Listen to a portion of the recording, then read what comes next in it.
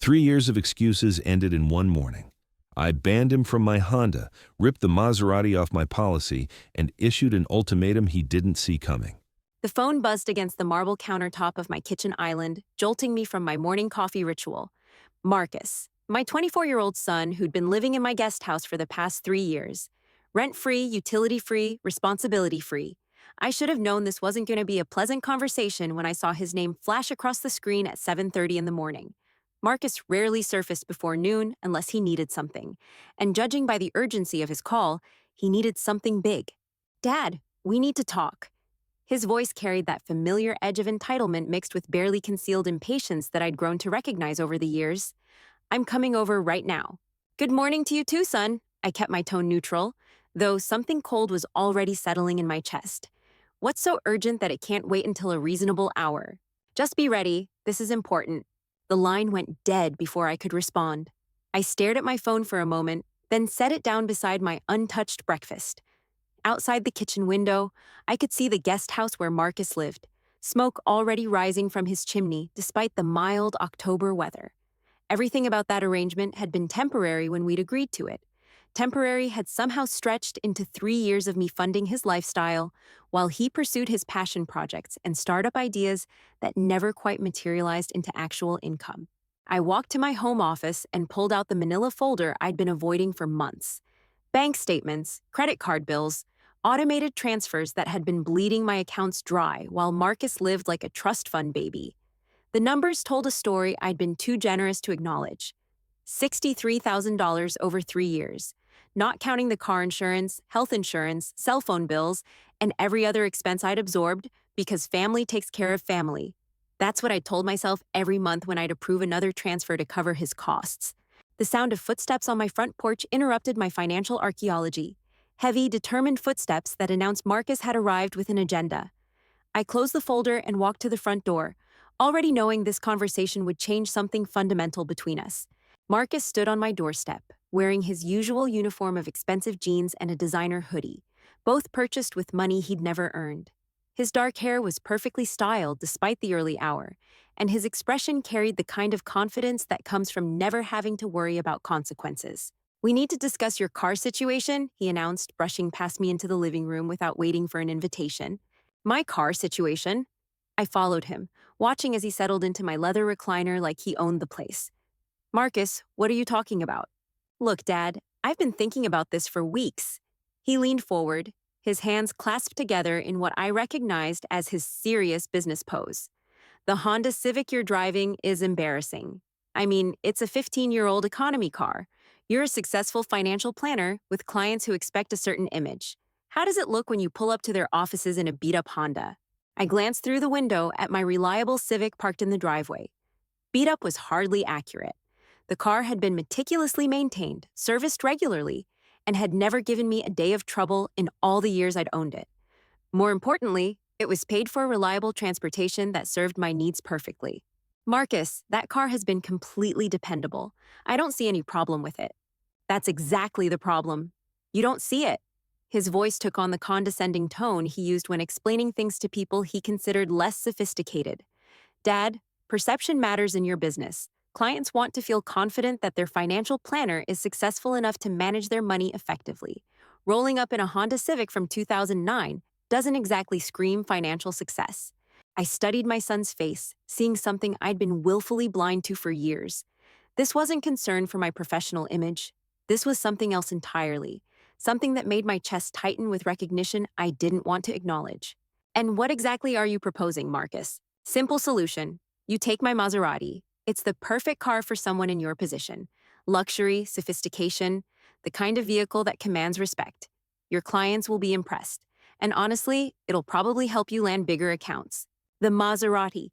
I'd watched Marcus buy that car 18 months ago with money I'd lent him for what he'd called a crucial business opportunity. $47,000 that was supposed to launch his consulting firm.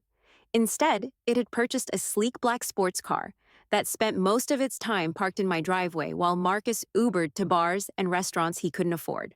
"And what would you drive?" He gestured toward the window where my Honda sat in the morning sunlight. "Obviously, I'd take the Honda. It's not ideal, but I'm willing to make that sacrifice for your success."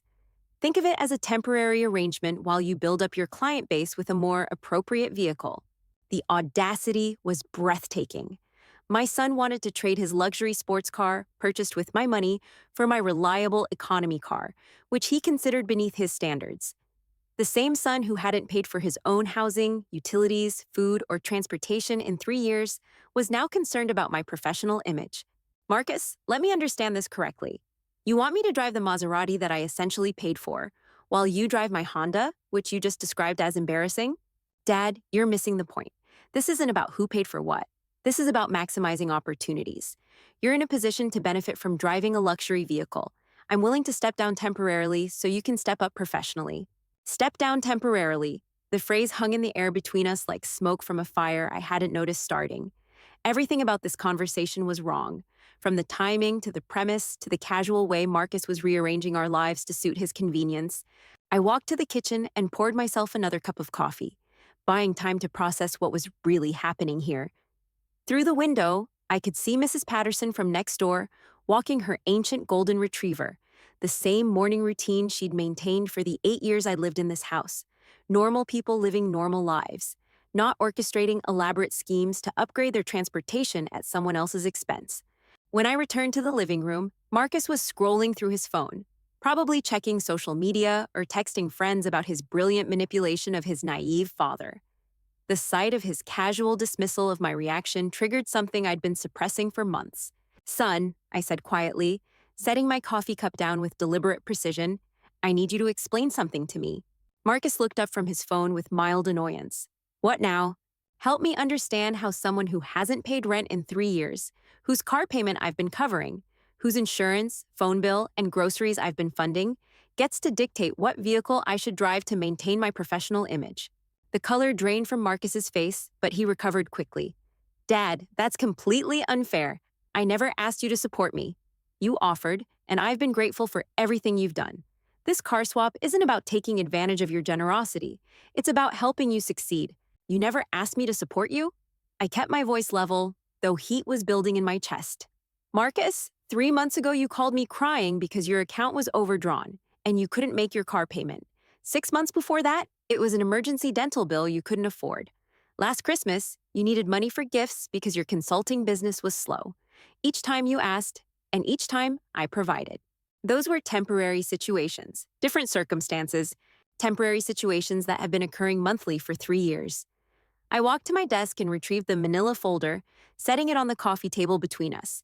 Do you want to see the bank statements, the credit card bills, the automatic transfers that have been keeping you afloat while you lecture me about professional image? Marcus stared at the folder like it contained evidence of a crime he'd thought he'd gotten away with, which, in a sense, it did. Dad, I don't know why you're making this so complicated. I'm trying to help you. Help me. I opened the folder and pulled out the top bank statement, the one showing a transfer of $850 to Marcus's account just 2 weeks ago. Help me understand how someone who needed $850 for rent money last month is now qualified to advise me on career strategy and vehicle selection. The silence stretched between us like a bridge neither of us wanted to cross. Outside, a garbage truck rumbled down the street, the sound of normal Tuesday morning life continuing, while my relationship with my son shifted into something I didn't recognize. Look, Marcus finally said, his voice losing some of its earlier confidence. Maybe I haven't been as financially independent as I should be, but that doesn't change the fact that you'd benefit from driving a better car. Your image matters in your business, my image. I leaned back in my chair, studying this young man I'd raised and supported and loved despite growing evidence that my generosity had created something I didn't like. Marcus, in my 26 years as a financial planner, I've never lost a client because of the car I drove. You know what I've lost clients over? Advisors who live beyond their means, who make poor financial decisions, who prioritize appearance over substance. That's different, is it? And because from where I'm sitting, it looks like you're asking me to help you maintain a lifestyle you can't afford while criticizing mine for being too modest. Marcus stood up abruptly, pacing to the window where he could see both vehicles in question. The morning light caught the sleek lines of his Maserati, a beautiful machine that represented everything wrong with our relationship. Expensive, impressive, and completely unsustainable without my continued financial support. Dad, you're overthinking this. It's just a car swap. Temporary, like you said. Once my business takes off, we can switch back. Once your business takes off, I'd heard variations of that phrase dozens of times over the past 3 years. The consulting firm that needed just one more month to land its first major client, the app development project that required additional funding for marketing, the cryptocurrency investment opportunity that was definitely going to pay off this time. Marcus, I said quietly, tell me about your business. The current status, I mean. Clients, revenue, projected income for the next quarter. He stopped pacing and turned away from the window. Why are you interrogating me about my business? This is about helping you project success to your clients. Because I'm trying to understand how someone whose business generates no measurable income is qualified to give me advice about professional success. I kept my tone conversational, but every word was carefully chosen. Help me see the logic in that. The question hung in the air like a challenge neither of us had expected. 3 years of careful avoidance, polite fiction, and willful blindness had led us to this moment where pretending wasn't possible anymore. Marcus sank back into the recliner, his earlier confidence completely evaporated. His hands fidgeted with his phone, then with the zipper of his expensive hoodie, anywhere but making eye contact with me. It's been slow, he admitted finally. The consulting market is really competitive right now. But I've got several prospects in the pipeline, and I'm confident that things will turn around soon. Several prospects in the pipeline. The same prospects he'd been discussing for 18 months. I'd heard about these mysterious potential clients so often they'd become like family friends I'd never met. Marcus, I need you to be completely honest with me. When was the last time you had actual paid work? Not prospects, not potential opportunities. Actual income from your consulting business. The silence that followed told me everything I needed to know.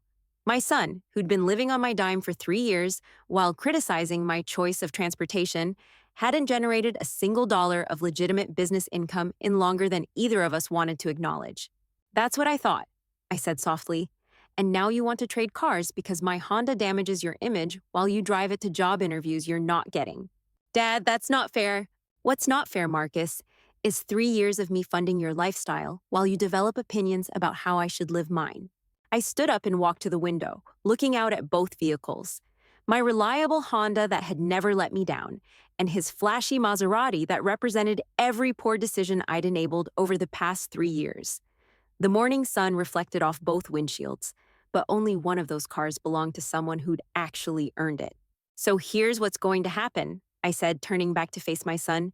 You're going to keep your Maserati, and I'm going to keep my Honda.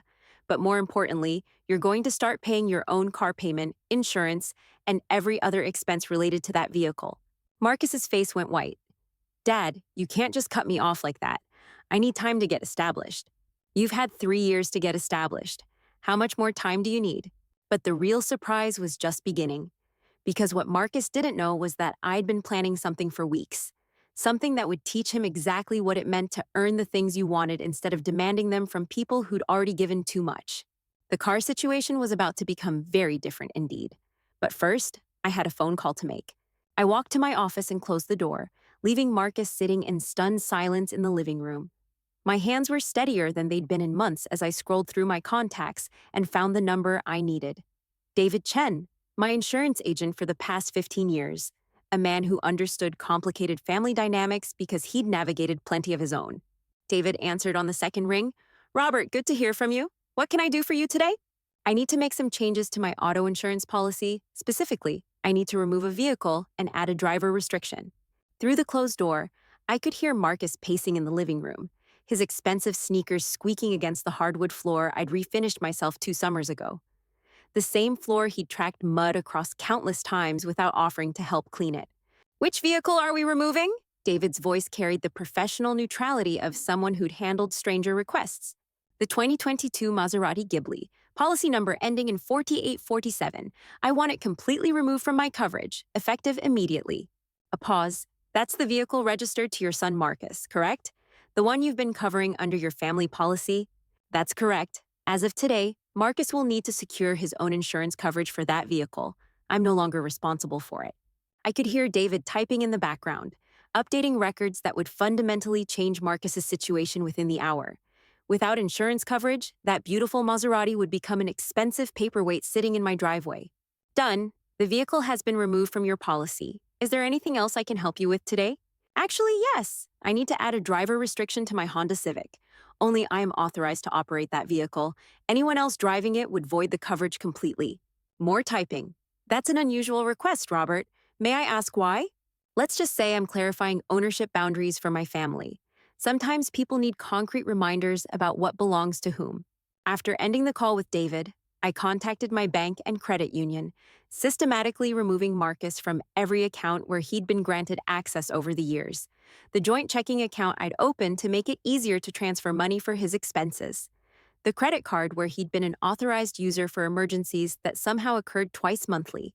The automatic transfers that had been bleeding my retirement savings dry, while I told myself I was helping my son establish himself.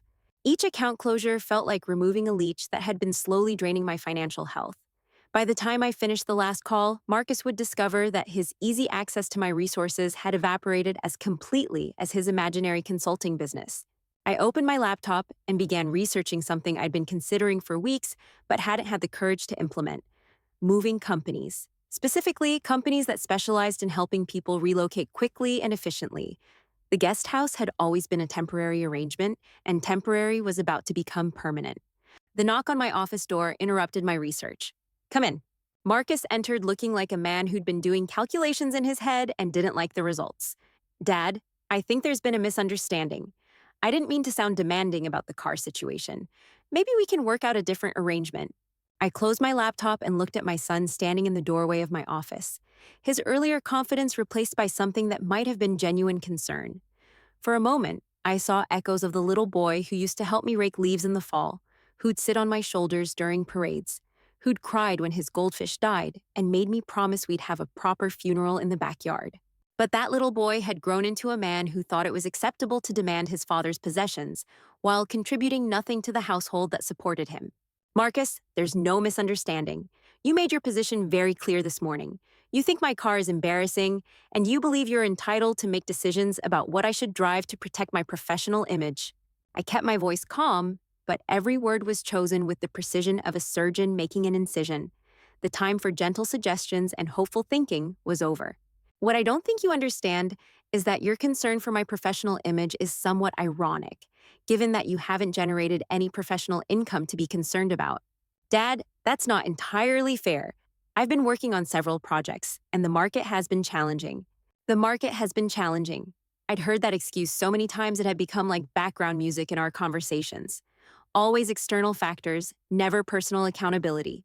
Tell me about these projects, Marcus. Specifically, what have you been working on this week?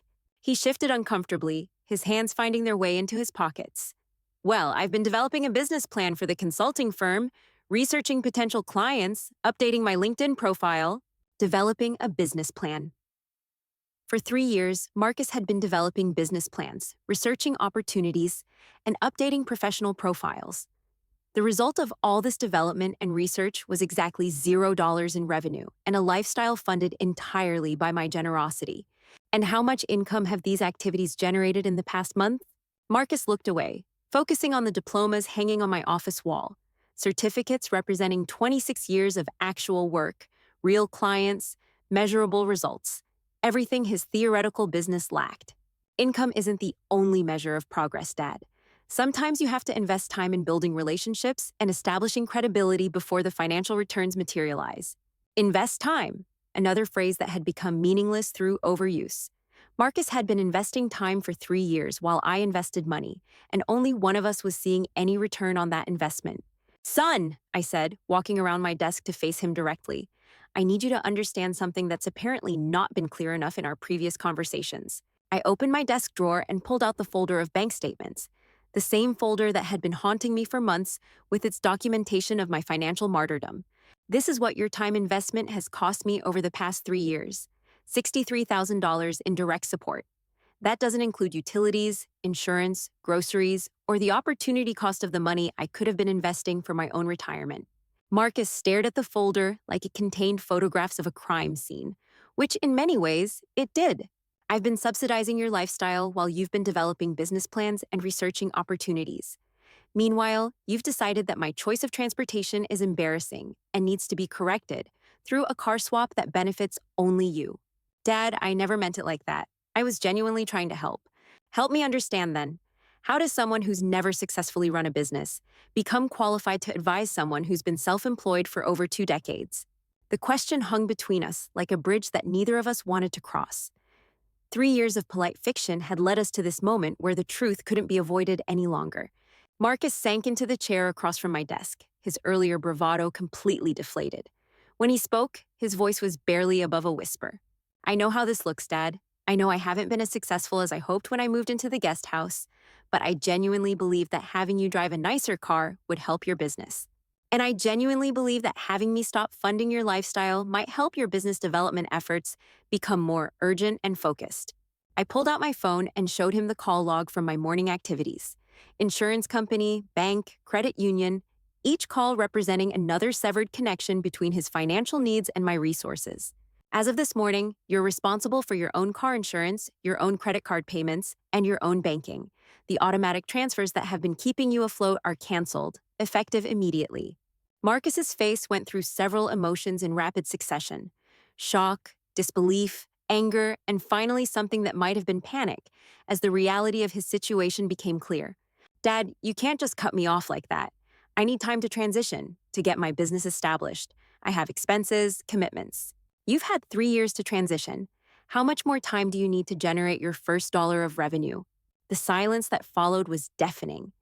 Outside, I could hear Mrs. Patterson calling for her dog. The normal sounds of a Tuesday morning in a neighborhood where people took responsibility for their own lives. But this is just the beginning, I said quietly, because the car situation is about to become much more interesting than a simple swap. I picked up my phone and dialed a number I'd memorized years ago, but never thought I'd actually use. The number for Precision Auto Transport, a company that specialized in relocating vehicles quickly and efficiently. Marcus watched with growing alarm as I arranged for his Maserati to be picked up that afternoon and transported to a secure storage facility across town. A facility where it would remain until he could prove he had the insurance, registration, and financial means to maintain it independently. What are you doing? His voice cracked slightly, the first genuine emotion he'd shown all morning. I'm teaching you the difference between ownership and entitlement, son. You seem to think that because I paid for that car, you're entitled to keep it indefinitely while making demands about mine. But it's my car. I drive it every day. Is it? I pulled up the registration documents on my computer, documents that told a very different story about ownership and financial responsibility. According to these legal papers, the car is registered to me, insured by me, and purchased with my money. You've been driving it, but driving something and owning something are very different concepts. Marcus stared at the computer screen, seeing his assumptions crumble in real time. The beautiful sports car he'd been treating as his personal property was, legally and financially, mine to do with as I pleased. And what pleases me right now is to store it safely until you can demonstrate that you're capable of maintaining it without my continued financial support. The transportation company would arrive in 3 hours. By evening, Marcus would discover exactly what it felt like to have your lifestyle change without warning, without consultation, and without regard for your convenience. But the real lesson was just beginning, because I'd been planning something much more comprehensive than a simple car repossession, something that would address 3 years of entitlement and financial dependence in ways Marcus couldn't imagine. I reached for my phone again, ready to make the call that would change everything. The call to Morrison Property Management, the company that handled rental agreements for people who needed to find new living arrangements quickly. The guest house arrangement was about to become as temporary as it was always supposed to be. The phone rang twice before a crisp professional voice answered. Morrison Property Management, this is Janet speaking. I need to discuss terminating a month-to-month rental agreement on my property, the guest house at 1247 Oak Ridge Drive. Marcus's eyes widened as he began to understand the scope of what was happening. This wasn't just about car insurance or bank accounts. This was about everything. Of course, Mr. Thompson. Let me pull up your file. I see you have a tenant in the guest house currently. Is this a standard 30-day notice situation? Actually, I'd like to explore options for earlier termination. The tenant has been, shall we say, non-compliant with certain aspects of our informal arrangement. I watched Marcus's face cycle through emotions as he processed that his living situation was as precarious as his transportation. Everything he'd taken for granted was suddenly negotiable. We can certainly work with you on that. Given that it's a family member, as noted in our files, there might be some flexibility in the timeline if both parties agree to the terms. I appreciate that. I'll be in touch within 24 hours with a definitive timeline. After ending the call, I turned back to Marcus, who looked like a man watching his entire world restructure itself without his input or consent. Dad, this is insane. You can't just upend my entire life because I suggested you drive a nicer car. Suggested? I kept my tone measured, though something cold and final was settling in my chest. Marcus, you didn't suggest anything. You demanded. You walked into my house this morning and announced what was going to happen with my property based on your assessment of my professional needs. The distinction mattered more than he realized. Suggestions came from equals. Demands came from people who believed they had authority over your decisions. Marcus had revealed exactly which category he thought he belonged in. I need some air, I said, standing up and walking toward the door. We'll continue this conversation later. But I wasn't going outside for air. I was going to make one more call, the most important one of the day. The call to my attorney, Patricia Hendricks, who specialized in family law and had helped me navigate the legal complexities of supporting adult children without creating permanent financial obligations. Patricia answered on the first ring, her voice carrying the crisp efficiency of someone who'd handled similar situations countless times. Robert, good morning. What can I do for you? I need to discuss legal protections regarding family financial support and property use. Specifically, how to ensure that generosity doesn't become legal obligation. The adult-child situation. More common than you might think, especially in your demographic. Are we talking about establishing clear boundaries, or are we dealing with entitlement issues that have escalated? Both, I think. 3 years of financial support that was supposed to be temporary, and now the recipient is making demands about how I should manage my own assets. Patricia's knowing chuckle told me she'd heard this story before. Let me guess, they've become comfortable with the arrangement and are now offering advice about how you should live your life to better serve their interests? That's remarkably accurate. Robert, the first thing you need to understand is that generosity without boundaries creates dependency, and dependency often breeds resentment on both sides. The person receiving support begins to feel entitled to it, while the person providing it begins to feel taken advantage of. She outlined a strategy that was both legally sound and personally liberating. Clear documentation of all financial support provided, formal notice of support termination, and legal protection against claims of implied obligation or verbal agreements. More importantly, she explained how to protect myself against manipulation tactics that often emerged when adult children face the reality of financial independence. They'll try emotional manipulation first, she warned. Accusations that you're abandoning them, that families should take care of each other, that you're being cruel or unreasonable. When that fails, they might attempt legal pressure, claiming you created an obligation through your support pattern.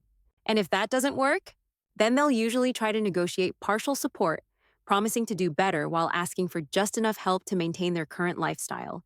The key is understanding that none of these responses address the fundamental issue, which is their unwillingness to take responsibility for their own choices. By the time I finished the call with Patricia, I had a complete legal framework for what I was about to do. Everything properly documented, every boundary clearly established, every potential manipulation tactic anticipated and neutralized. I walked back into the house to find Marcus exactly where I'd left him, sitting in my office chair like a man who'd been sentenced but hadn't yet accepted the verdict. We need to finish our conversation, I said, settling into the chair across from my own desk. Dad, I've been thinking about what you said. Maybe I have been taking your support for granted. Maybe I need to be more grateful for everything you've done for me. Grateful. The word hung in the air like smoke from a fire that had already burned too long. 3 years of funding his lifestyle, and now he wanted to discuss gratitude as if it were a retroactive payment plan. Marcus, gratitude doesn't pay car insurance premiums. Gratitude doesn't cover rent or utilities or the 1,000 other expenses I've been absorbing while you developed your business plan. I know that. I'm saying maybe it's time I took more responsibility for my own expenses. Maybe it's time. Another phrase that meant everything and nothing simultaneously. Maybe suggested possibility rather than commitment. Time implied an indefinite future delay, and responsibility was something he'd been avoiding for 36 months. When would this increased responsibility begin? Well, I'd need some time to transition. Maybe we could work out a gradual reduction in support over the next few months while I ramp up my business development efforts. A gradual reduction. I'd heard similar proposals before, usually when the quarterly insurance bill came due or when his credit card balance approached its limit. Always gradual, always future-focused, always contingent on business development efforts that never materialized. Marcus, I said quietly, let me share something with you that might provide some clarity.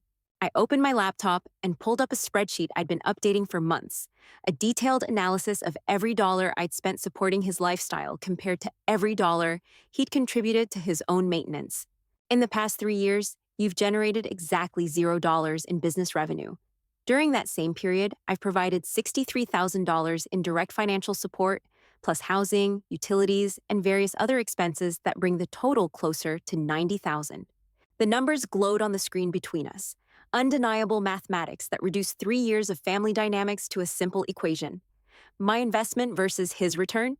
Now you're proposing a gradual transition that would allow you to continue accessing my resources while promising future responsibility that may or may not materialize based on business development efforts that have been unsuccessful for 36 consecutive months. Marcus stared at the spreadsheet like it was written in a language he didn't understand, which, in a sense, it was. The language of accountability was foreign to someone who'd been living consequence-free for 3 years. When you put it like that, it sounds worse than it really is. Does it? Because from where I'm sitting, it looks like a textbook case of financial dependency disguised as temporary assistance. I closed the laptop and leaned back in my chair, studying this man I'd raised and supported and enabled until he'd become someone I barely recognized. Here's what's going to happen, Marcus. The Maserati will be in storage by evening. The guest house lease will be terminated with appropriate notice. All financial support ends immediately. You have 30 days to make alternative arrangements for housing, transportation, and every other aspect of your lifestyle that I've been subsidizing. The color drained from his face as the full scope of his new reality became clear. This wasn't a negotiation or a gradual transition. This was a complete severing of the financial umbilical cord that had been sustaining him. Dad, you can't just throw me out on the street. I need time to find a job, get established, figure out where to live. You've had 3 years to figure those things out. How much more time do you need? But I don't have any money saved. I don't have anywhere to go. The admission hung between us like a confession of everything wrong with our arrangement. 3 years of me providing everything while he saved nothing, planned nothing, prepared for nothing beyond continued dependence on my generosity. Marcus, that's exactly the problem. You're 24 years old, college educated, physically capable, and completely unprepared for basic adult responsibilities because I've been enabling your avoidance of them. I'm not trying to avoid responsibility. I've been building a business. Building a business that generates no revenue while living rent-free in housing I provide, driving a car I purchased, eating food I pay for, and using utilities I cover. That's not building a business, son. That's playing house with someone else's money. The truth of it settled over both of us like dust after an explosion. 3 years of pretending his theoretical consulting business was a legitimate career path while I funded his lifestyle and convinced myself I was helping him succeed. Through the window, I could see the precision auto transport truck turning onto my street, arriving exactly on schedule to collect the Maserati that Marcus had been treating as his personal property. Your ride's here, I said, nodding toward the truck. Marcus rushed to the window, watching as 2 uniformed professionals began preparing to load his beautiful sports car onto the transport trailer. Dad, please, we can work this out. I'll get a job, I'll pay you back, I'll do whatever you want. Just don't take everything away at once. Everything I'm taking away belongs to me, Marcus. The car I purchased, the insurance I pay, the housing I own, the utilities I cover. I'm not taking your possessions. I'm reclaiming mine. The distinction was crucial, though I could see he didn't understand it yet. In his mind, 3 years of using my resources had somehow transformed them into his entitlements. The shock he was experiencing came from discovering that generosity and ownership were very different concepts. The transport driver knocked on my front door, clipboard in hand, and professional efficiency radiating from every gesture. Mr. Thompson, we're here for the 2022 Maserati Ghibli. Do you have the keys and registration documents? I handed him both, noting how Marcus watched the exchange like a man witnessing his own funeral. The keys he'd carried for 18 months, now transferred to a stranger who would drive his beautiful car up a ramp and away from his life. The car will be in secure storage at our Riverside facility, the driver explained. You can retrieve it anytime with proper identification and proof of insurance coverage. Thank you. I appreciate your promptness. As the Maserati disappeared down my street on the back of the transport truck, Marcus stood at the window, like a child watching his favorite toy being taken away by adults who didn't understand how much it meant to him. That car was everything to me, he said quietly. No, Marcus. That car was everything to you because you never had to earn it, maintain it, or take responsibility for it. When things are given to you without effort, they feel precious because you never learned their actual value. I walked back to my desk and pulled out a manila envelope I'd prepared that morning, documents that would formalize everything we'd discussed. These are copies of all the financial records showing exactly how much I've spent supporting you. Bank statements, credit card bills, insurance payments, utility records, everything documented and dated. Marcus took the envelope like it contained evidence of a crime he'd hoped no one would discover. Also included is formal notice that all financial support ends immediately, along with 30-day notice for the guest house. Everything legal, everything documented, everything final. Dad, this feels like you're punishing me for asking about the car. I'm not punishing you, son. I'm teaching you. There's a difference between consequences and punishment. Punishment is arbitrary penalty for wrongdoing. Consequences are the natural results of choices and actions. You chose to live off my generosity for 3 years while developing no independent income. You chose to make demands about my property while contributing nothing to the household that supports you. These are the natural consequences of those choices. Marcus sank into the chair across from my desk, the envelope of documents heavy in his hands like the weight of reality he'd been avoiding.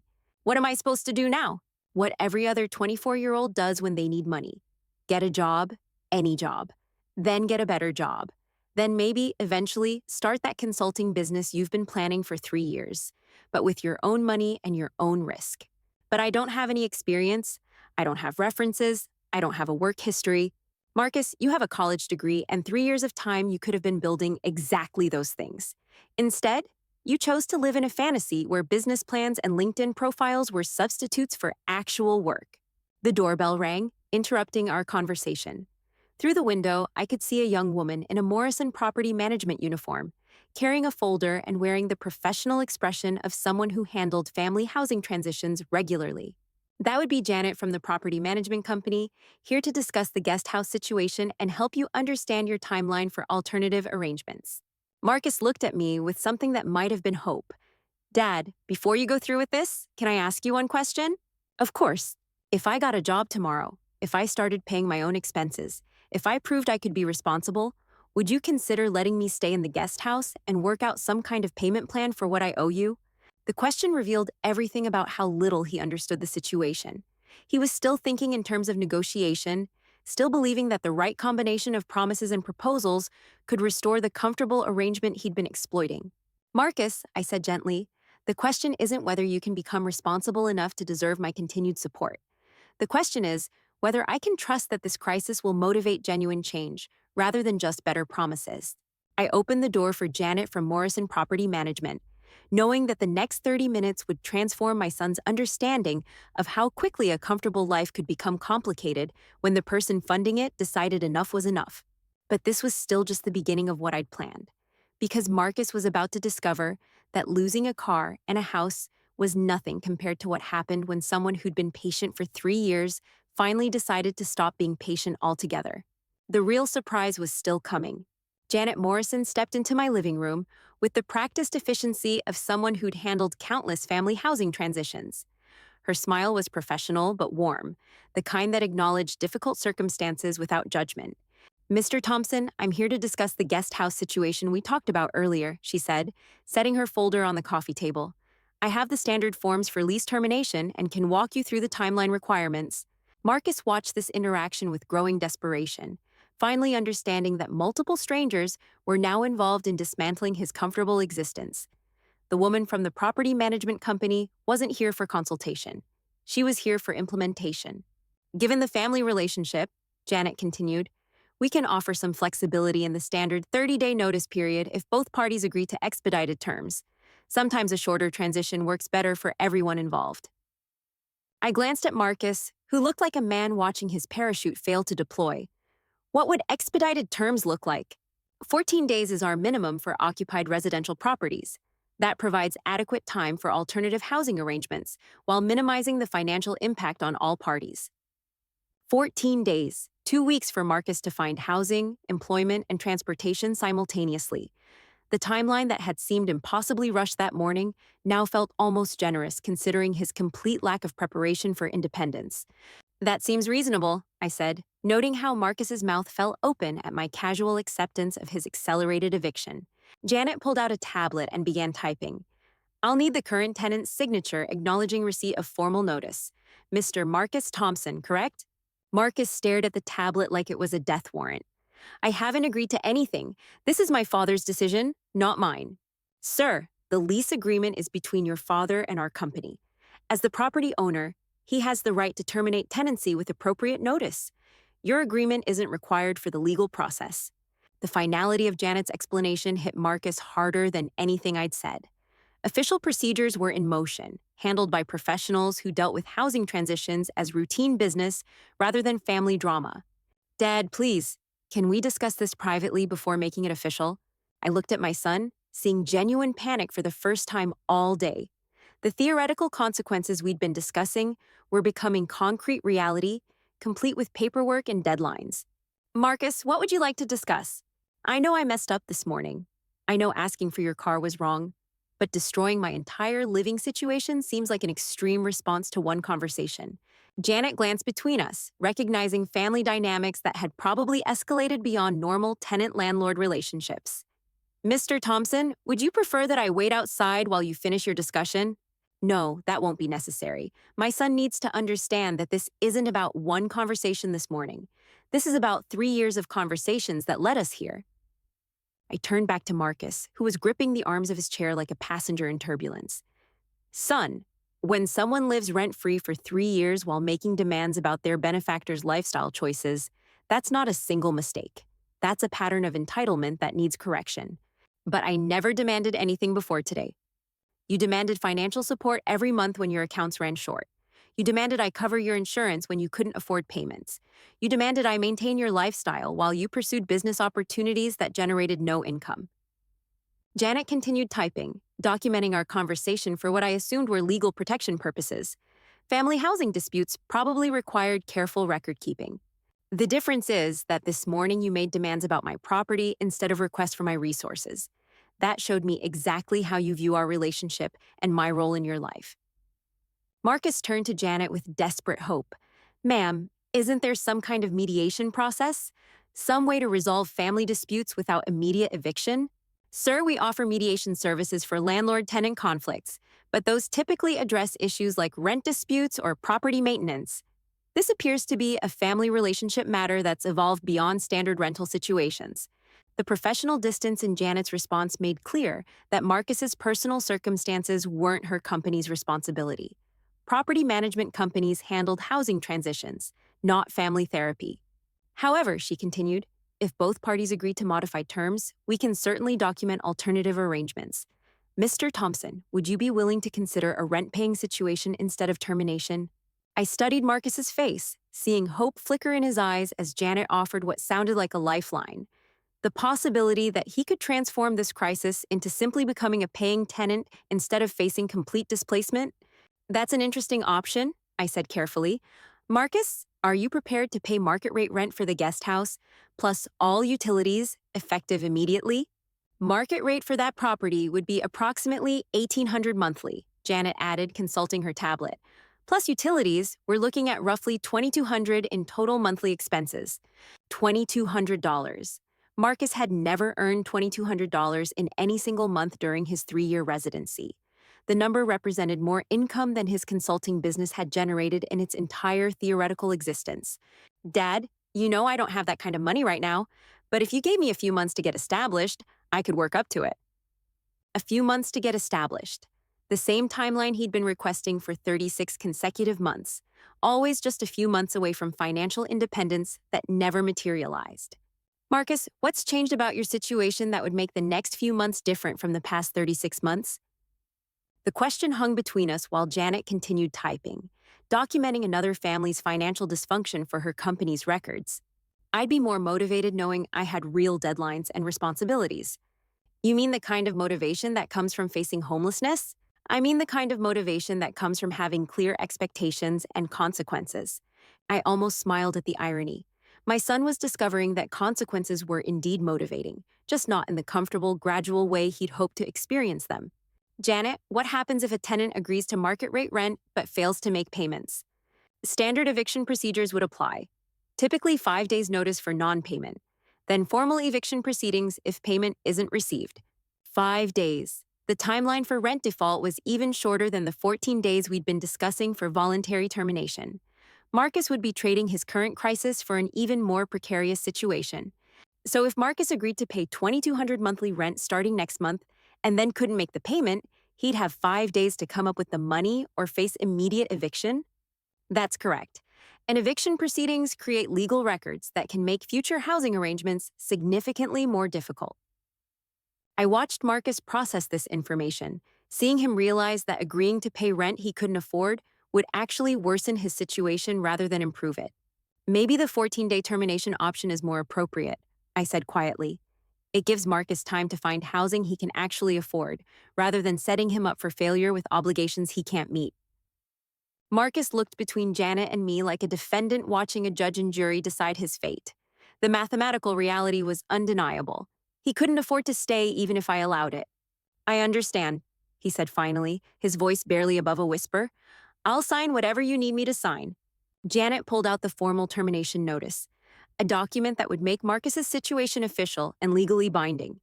This acknowledges your receipt of 14-day notice to vacate the premises. Your final day of occupancy will be December 15th. December 15th. 2 weeks from today, Marcus would need to have found alternative housing, secured transportation, and begun generating income to support himself. The timeline that had seemed impossible that morning now felt like the natural consequence of 3 years of poor decisions. He signed his name with shaking hands, each letter sealing his transition from dependent to independent adult. Janet provided copies of everything, explaining his rights as a tenant and resources available for people facing housing transitions. After Janet left, Marcus and I sat in silence for several minutes. The professional efficiency of the property management visit had transformed our family conflict into a legal matter, with deadlines and documentation. Dad, I need you to know that I understand why you're doing this. I looked at my son, searching for signs of genuine comprehension rather than manipulation disguised as acceptance. I've been taking advantage of your generosity for 3 years. I've been living like someone who earned this lifestyle instead of someone who was given it. And this morning, I crossed a line by making demands instead of expressing gratitude. The words sounded sincere, but I'd heard similar speeches before, usually when his quarterly insurance bill came due or when his credit card approached its limit. What are you going to do now, Marcus? I'm going to get a job, any job. Tomorrow morning, I'll start applying everywhere until someone hires me.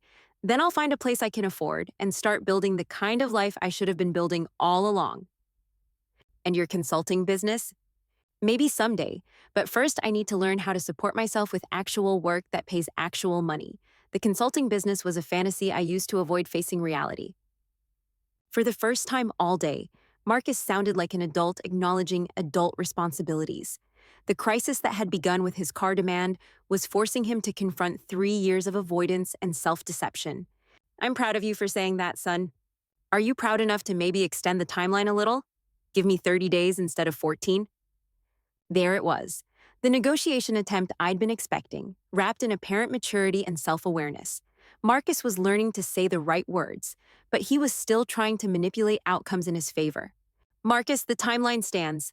14 days gives you enough time to make necessary arrangements without giving you enough time to procrastinate or hope for rescue. But Dad, 2 weeks isn't enough time to find a job and an apartment and get everything sorted out. 2 weeks is plenty of time for someone who's genuinely motivated. You'll be amazed how quickly you can accomplish things when failure isn't an option. I stood up and walked to my desk, pulling out a business card I'd been saving for exactly this conversation. This is the employment agency I used when I was starting my financial planning practice 26 years ago. They specialize in placing people quickly, even those without extensive work history. Marcus took the card like it was a lifeline thrown to someone drowning in his own poor choices. They open at 8 tomorrow morning. I suggest you be there when they unlock the door. I will be, I promise. Promises. Another word that had lost meaning through overuse in our relationship. Marcus had promised to find work hundreds of times over the past 3 years, always with the same earnest sincerity he was displaying now. Son, I don't need your promises anymore. I need your actions. Show me you can support yourself for 6 months, and we can discuss rebuilding our relationship on more equal terms. 6 months? 6 months of steady employment, independent housing, and financial responsibility. No assistance from me, no emergency loans, no crisis interventions. Prove you can be an adult, and we can figure out what kind of relationship we want to have going forward. The timeline represented more than practical goals. It was a test of whether the man sitting across from me was capable of genuine change or merely skilled at temporary compliance when circumstances demanded it. And if I can't do it, if I fail, then you'll learn what failure actually costs when someone isn't there to absorb the consequences for you. The honesty of my answer seemed to hit Marcus harder than anything else I'd said. For 3 years, I'd been his safety net, catching him every time his poor choices led to falling. Now he was facing the possibility of hitting the ground for the first time in his adult life. I won't fail, Dad. I can't fail. Good. That's the kind of motivation that leads to actual results. I walked him to the door, noting how different he looked from the confident young man who'd arrived that morning demanding my car. The crisis had stripped away his casual entitlement, revealing someone who was finally beginning to understand the relationship between choices and consequences. Marcus, I want you to know that everything I'm doing comes from love, not anger. It doesn't feel like love right now. Real love sometimes requires allowing people to experience the natural results of their decisions. Protecting you from consequences wasn't helping you grow. It was keeping you dependent. He nodded, though I could see he didn't fully understand yet.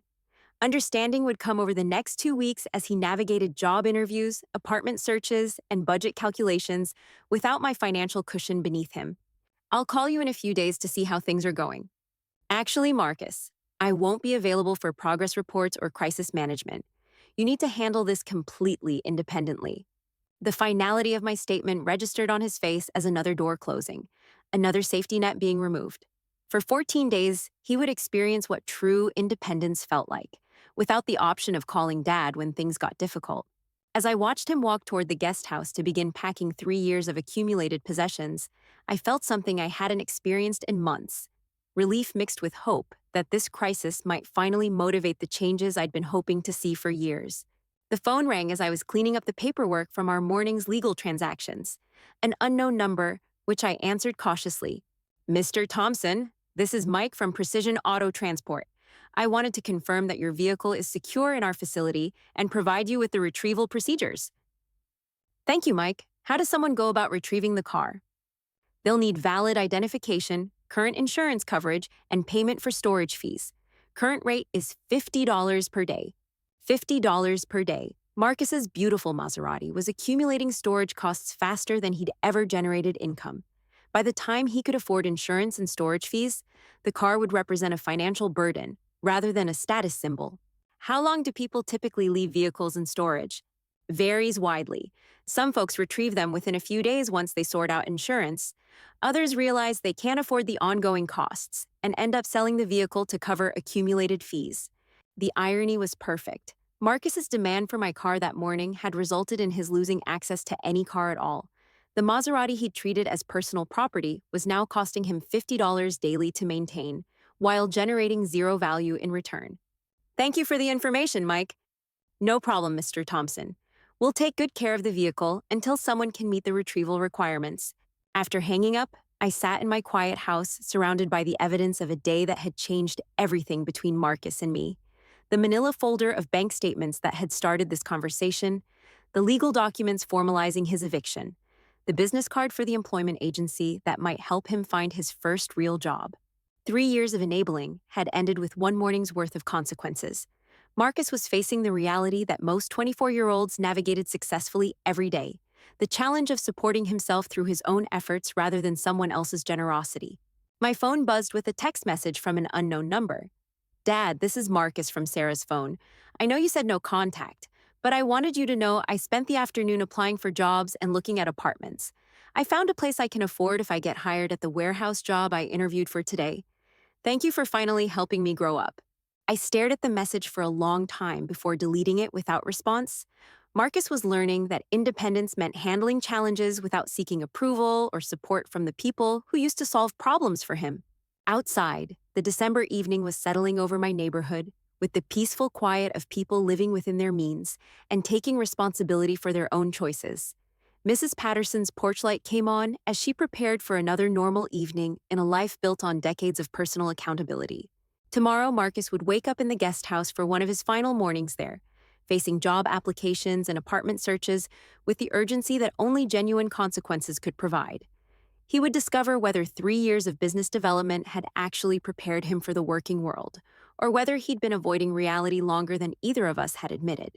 The car swap he'd demanded that morning had taught him the difference between ownership and entitlement, between making requests and making demands, between being family and being a dependent. Most importantly, it had shown him that generosity wasn't unlimited, and that even patient people eventually reach their limits. As I turned off the lights and prepared for bed, I felt something I hadn't experienced since Maria died 8 years ago. Pride in a difficult decision made for the right reasons. Love expressed through boundaries rather than enablement. Hope that my son might finally become the man I'd always believed he could be, once he stopped depending on me to prevent him from failing. The morning would bring new challenges for both of us. Marcus would begin his first day as a truly independent adult, while I would start learning how to be a father who supported through expectations rather than excuses. The car situation had become about much more than transportation. It had become about the kind of people we chose to be when comfort was no longer guaranteed. For the first time in 3 years, I fell asleep knowing that both Marcus and I would wake up tomorrow with the opportunity to become better versions of ourselves. The difference was that now he would have to earn that opportunity instead of having it handed to him. The real education was just beginning.